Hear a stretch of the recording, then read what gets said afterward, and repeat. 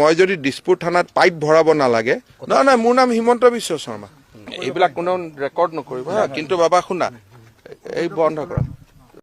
ৰাতিপুৱা 9:30 বজাত আমি আপোনালোকক সুন্দৰভাৱে বুজাই দিম যে কি ধৰণে নতুন বিটিসি খন হ'ব ডান্স চুকুৰালি কথাবোৰ কি আপুনি আপুনি শুনক এনেকে কথা মোৰ লগত নহয় আপুনি যিবোৰ কৈছে আৰু হেৰি নকৰিব মানে এটা লাইনৰ বাহিৰত প্ৰশ্ন নকৰিব না এইবোৰ বাবা যা মই মদ খুৱাই থকা মানুহৰ লগত কথা নাপাতো যোৱাচোন প্লিজ প্লিজ মই কিন্তু মালিক মই কিন্তু মালিকক ফোন কৰিম এতিয়া কিন্তু চোৱা মই এবাৰ মই কিন্তু মই বেলেগ পলিটিচিয়ান নহয় দেই মই ভয় কৰা মানুহ নহয় তুমি যদি এনেকে মদ খাই মই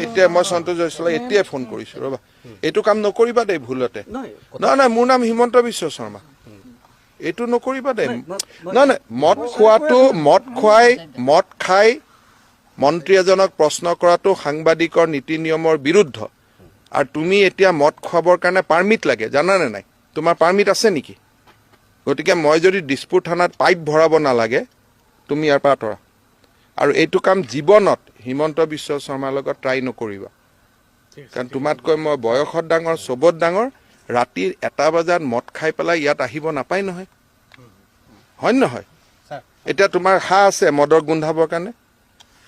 এইবিলাক নকৰিবা দেই এইবিলাক মোৰ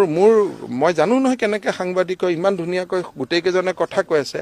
তুমি মদ খাই পেলাই যি পাই তাকে প্ৰশ্ন কৰি আছে নাপায় নহয় মদ খাবৰ কাৰণে এইবিলাক কোনো ৰেকৰ্ড নকৰিব হা কিন্তু বাবা শুনা এই বন্ধ কৰা